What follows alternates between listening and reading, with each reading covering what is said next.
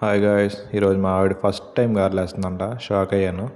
ఏదో కిచెన్లో గెలిగేస్తుందని చెప్పేసి వెళ్ళాను గబగబా కిచెన్లోకి. వెళ్ళే తలకి ఆల్రెడీ పిండి అంతా కలిపేసింది. ఆనియన్స్ కూడా వేసేసింది, తిప్పేస్తుంది. ఏంటి ఆనియన్స్ అలా వేసేవా, అలానే వేస్తారా అంటే అలానే వేస్తారు, నీకు తెలియదులే అంది.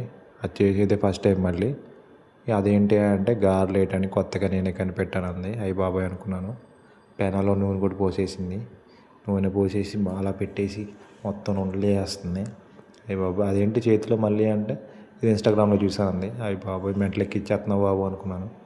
ఇంతలో అది కాగిందా లేదా అని ఒక చిన్న డ్రాప్ వేసింది. అదేదో కాగలేదు అనుకుంటాను. అదేం అవ్వట్లేదు. అదేంది కాగలేదు కదా అంటే కాగుద్దులే అని చెప్పేసి వేసేసింది. అయ్యి బాబోయ్ ఇదేదో నా మీద ప్రయోగం చేస్తుందిరా బాబు ఈరోజు అనుకున్నాను. ఎలా కలు తప్పించుకోవాలనుకున్నాను. వద్దులే బాబు తినపోతే మళ్ళీ అదొక గొడవ అని చెప్పేసుకున్నాను. ఇంతలో ఇంకో గారు రెడీ చేస్తుంది.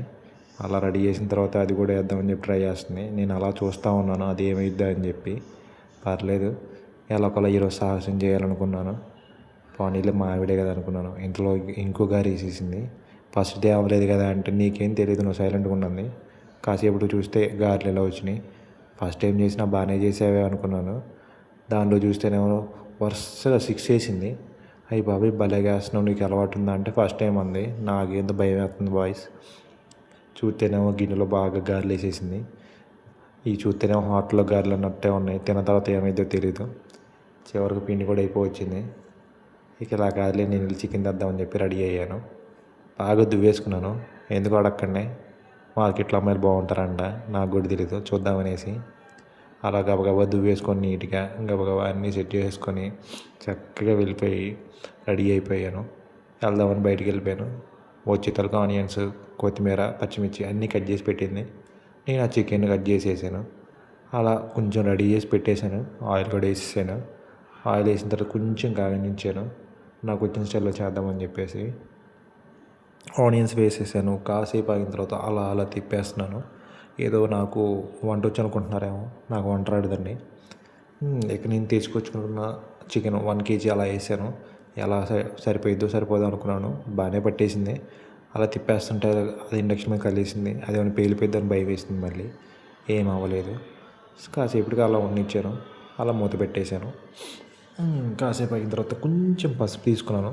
టీవీలో చూస్తే పసుపు వేస్తారు కాసేపు అయిన తర్వాత అని వేసేసాను నేను కూడా. అలా అలా కొంచెం కొంచెం చల్లాను. బాగా టీవీలో చూపించినట్టు చేశాను నేను కూడా. కాసేపటికి అలా అవుట్కమ్ వచ్చింది.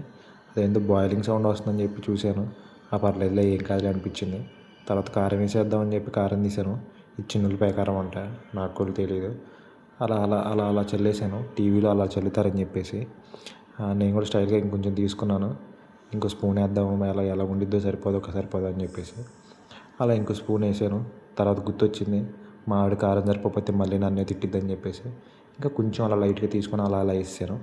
అలా అలా వేసిన తర్వాత కాసేపు అలా తిప్పేసి మూత పెట్టేశాను. తర్వాత తీసిన తర్వాత చాలా రెడ్డిష్గా వచ్చింది.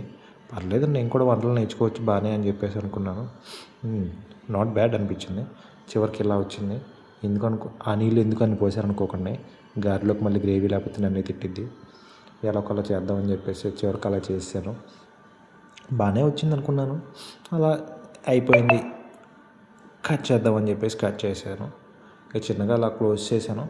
చివరికి గార చికెన్ ప్లేట్లో వేసుకొని మంచిగా తినేసాను. భలే వచ్చేసింది అవుట్కమ్ అయితే. బాగానే చేసింది, నాట్ బ్యాడ్. సబ్స్క్రైబ్ కవితతో జాయ్ బాయ్.